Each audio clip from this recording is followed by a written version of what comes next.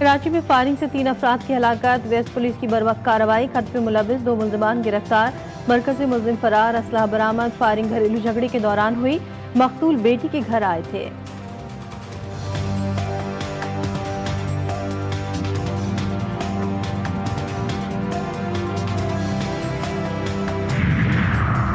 Hamas کو ہتھیار ڈالنا اور مغوی رہا کرنا ہوں گے۔ امریکی محکمہ خارجہ کے ترجمان ٹیم ایبرمز کا کہنا ہے کہ غزہ کی صورتحال کے ذمہ دار حماس ہے۔ حماس نے جنگ بندی کے معاہدے کو متعدد مرتبہ توڑا ہے۔ صدر ٹرمپ کہہ چکے، عرب شراکت داروں کے ساتھ مل کر غزہ کی تعمیر نو کی جائے گی۔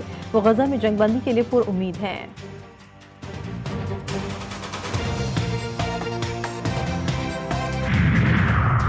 آسٹریلیا میں طوفان کے باعث ہواؤں کی رفتار 62 میل فی گھنٹے تک جا پہنچی۔ سڈنی کو بھی طاقتور طوفان نے لپیٹ میں لے لیا۔ شہر میں شدید طوفانی موسم سے دوسرے روز بھی نظام زندگی مفلوج، 55 سے زائد ملکی پروازیں منسوخ، بین الاقوامی پروازوں میں بھی تاخیر کا سامنا۔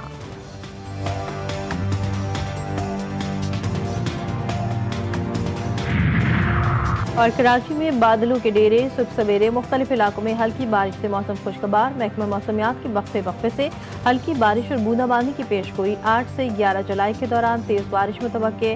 لاہور میں بادلوں کی آنکھ مچولی۔ 5 اور 10 جولائی کو مانسون کے طاقتور اسپیل کی آمد متوقع۔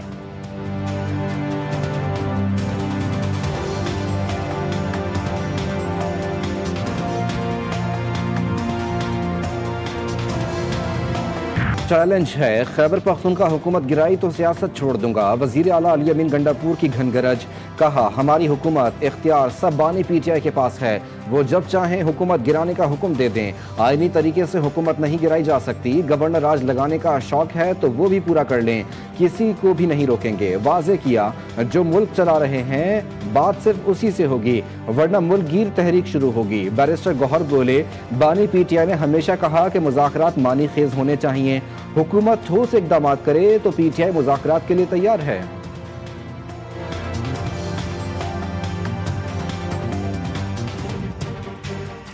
خان صاحب کی طرف سے تحریک اور اس کی ریلیز کے لیے تحریک چلانے پہ بھی غور ہوا، اسی طرح ریزرو سیٹوں کے بعد کی صورتحال پہ بھی غور ہوا۔ انشاءاللہ تعالیٰ اس کے لیے جو تحریک خان صاحب کریں گے ہم اس کو ایگزیکیوٹ کریں گے۔ میڈیا میں یہ آن اینڈ آف بات کی جاتی ہے، حکومت ڈائلاگ کی ہاتھ بلا رہی ہے، ہم نہیں آگے بڑھ رہے ہیں، یہ بات غلط ہے۔ ہم نے ہمیشہ سے کہا خان صاحب نے ڈائلاگ ہونا چاہیے۔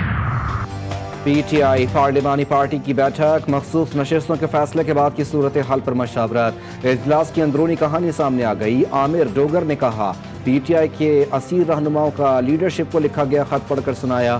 ذرائع پی ٹی آئی کے مطابق بیشتر ارکان حکومت کے ساتھ مذاکرات کے حق میں۔ سلمان اکرم راجہ نے کہا علیمہ خان اور بہنیں بھائی کی رہائی کے لیے جذباتی ہیں، بانی پی ٹی آئی کی بہنوں کے جذبات کو سمجھا جائے اور احترام کیا جائے۔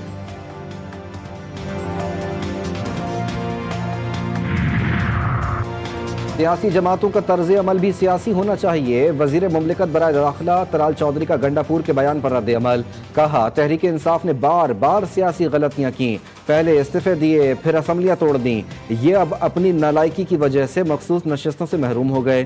اگر کسی نے ریاست پر حملہ آور ہونے کی جرت کی تو جواب پہلے سے بھی سخت ہوگا۔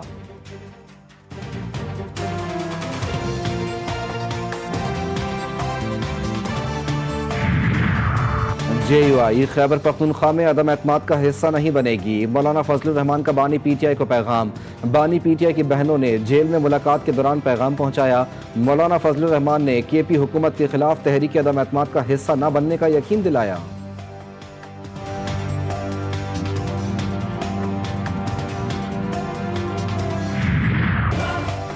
حکمران اتحاد کو قومی اسمبلی میں 2/3 اکثریت مل گئی۔ سپریم کورٹ کے فیصلے کے بعد قومی اور صوبائی اسمبلیوں کی 74 مخصوص نشستیں بحال۔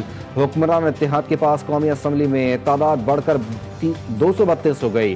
ارکان کی بحالی کا نوٹیفیکیشن جاری، پی ٹی آئی کے ٹکٹ پر کامیاب امیدواروں کا نوٹیفیکیشن واپس۔ قومی اسمبلی کی 22، صوبائی اسمبلیوں کی 55 نشستیں حکومتی اتحاد اور جے یو آئی کو مل گئیں۔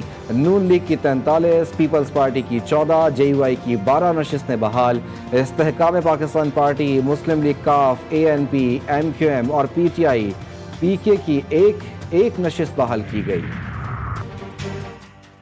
मुल्क में चीनी की बढ़ती कीमतों से हुकूमत परेशान, एक बार फिर चीनी दरामद करने का फैसला कर लिया। सरकारी सतह पर 5 लाख टन चीनी दरामद की जाएगी। ये चीनी आवाम को सस्ते दामों फराहम की जाएगी। महंगी चीनी बेचने और जखीरा अंदोजों के खिलाफ क्रैकडाउन का भी फैसला। नाजायज मुनाफाखोरों के खिलाफ इंतजामिया को मुतहरिक किया जाएगा। माफिया पहले चीनी बरामद करता है और फिर दरामद करता है। अमीर जमात इस्लामी पाकिस्तान हाफिज नईमुर रहमान की हुकूमत पर शदीद तनकीद।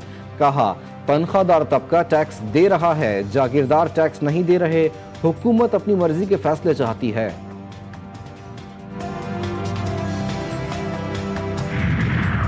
महसूलात वसूली और फ़राइज़ की अदायगी से FBR अवाम से इज़्ज़त व तकरीम से पेश आया। किसी किस्म की इदारा जाती सुस्ती को बर्दाश्त नहीं किया जाएगा।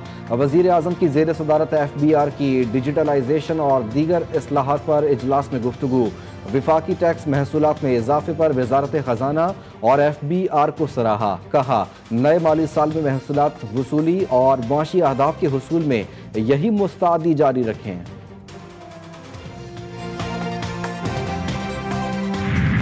और पाकिस्तान के लोक मौसीकी के शहंशाह आलम लोहार को परस्तारों से बिछड़े 46 बरस बीत गए। गायकी के मखसूस अंदाज, रंग बरंग लिबास और हाथों में चिमटा, ये सब कुछ आलम लोहार की पहचान बना। आलम लोहार सूफियाना कलाम इस अंदाज में पेश करते कि सुनने वालों पर वज्द तारी हो जाता था।